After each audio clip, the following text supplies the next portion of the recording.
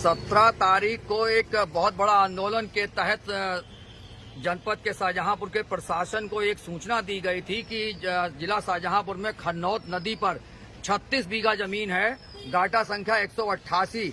उस पे सैजी नाम के एक व्यक्ति ने अपना मैरिज लॉन खड़ा कर दिया है कॉमर्शियल, जिससे वो पैसा पैदा कर रहा है, और एक उसका अपना बिल्डिंग बनाने का कारखाना भी है, वो भी उसने अवैध रूप से खड़ा किया है। तहसीलदार साहब गए थे वहां पैमाइश करने के लिए, मगर मेरी समझ में ये नहीं आता है कि तहसीलदार कितनी बार वहां पैमाइश करने जाएंगे, कितनी बार वो नदी की जमीन नापने जाएंगे।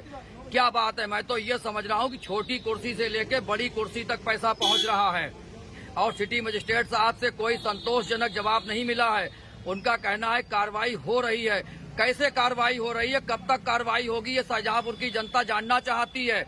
मैरिज लॉन कोई 10-20 लाख रुपए की चीज नहीं है, कम से कम 1 करोड़ रुपए की लागत से मैरिज लॉन बना है और उस पर अवैध है।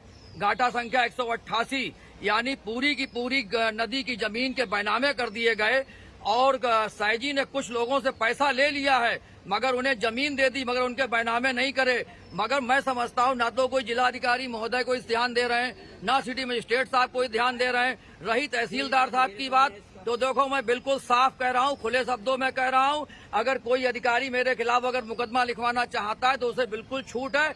भरपूर पैसा चल रहा है, क्योंकि मामला मैरिज लॉन का है। मैरिज लॉन कम से कम 1 करोड़ रुपए की लागत का है। अगर 1 करोड़ की लागत का मैरिज लॉन में अगर 10-20-50 लाख रुपए अगर बांट भी दिए जाएंगे तो कोई फर्क नहीं पड़ेगा। आज क्या आश्वासन दिया? आज आश्वासन ये दिया है कि 167 के तहत जो भू माफिया हैं उन लोगों को नोटिस जारी किया गया है।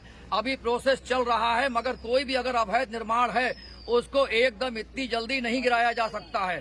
तो मैंने कहा साहब, जो रोशनलाल विधायक हैं पूर्व, उनके तो तमाम बुलडोजर चला दिए गए, और जब वो भाजपा में थे तो वो ईमानदार थे, और जब भाजपा छोड़ के सपा में आ गए तो वो बेईमान हो गए। और ये जो खन्नौत नदी की जमीन पे जो सैजी ने अपना लाल किला खड़ा कर रखा है, वो कब गिराया जाएगा? तो सिटी मजिस्ट्रेट कहने लगे कि अवैध निर्माण जो है वो एकदम प्रोसेस नहीं है हटाने का।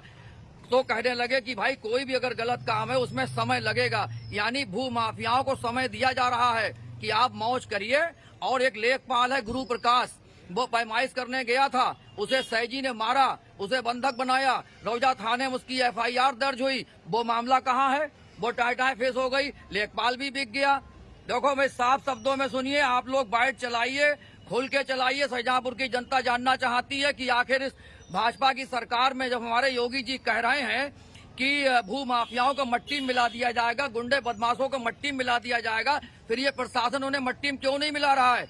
मुझे तो ये लगता है अब आगे क्या रणनीति? आगे रणनीति है। मैंने सिटी मजिस्ट्रेट से भी साफ शब्दों में कहा है कि मैं आपकी बात से संतुष्ट नहीं हूँ। ये मामला मुख्यमंत्री आवास तक जा रहा है और जरूरत पड़ी तो खिन्नीबाग रामलीला मैदान में 2-4 दिन में हो सकता है कि हम लोग अनशन पर चले जाएं, मगर हर कीमत पे मैरिज लॉन गिरेगा और बिल्डिंग बनाने का जो कारखाना है वो भी गिरेगा। और चारों तरफ ककरा में प्लाटिंग हो रही है। आप लोगों को मालूम होना चाहिए किसने करी। असलम खान ने प्लाटिंग करी। अरे नेताओं को रिश्तेदार तो खुद ही कर रहे हैं। हनुमान धाम के पीछे प्लाटिंग हो रही है, किसकी प्लाटिंग हो रही है? मंत्री जी के सारे प्लाटिंग हो रही है, मंत्री जी के लोग प्लाटिंग कर रहे हैं। मुझे मरने का कोई डर नहीं, ना मुझे मुकदमे का कोई डर है। मुकदमा लिखाना है, लिखाओ, जेल चले जाएंगे। जेल में इंसान रहते हैं, जानवर नहीं रहते हैं। मगर इस तरीके से प्रशासन को और शाहजहांपुर के जो नेता हैं, मंत्री, विधायक, सांसद, इन्हें मनमानी नहीं करने देंगे। अगर मनमानी करेंगे और ये लोग अगर नहीं सुनेंगे तो मुख्यमंत्री आवास के सामने दड़ी बिछाएंगे, वहां से नंगा करके शाहजहांपुर तक ले आएंगे। ये शहीदों की नगरी है, न झुकाऊं न झुकूंगा। जय हिंद, जय भारत।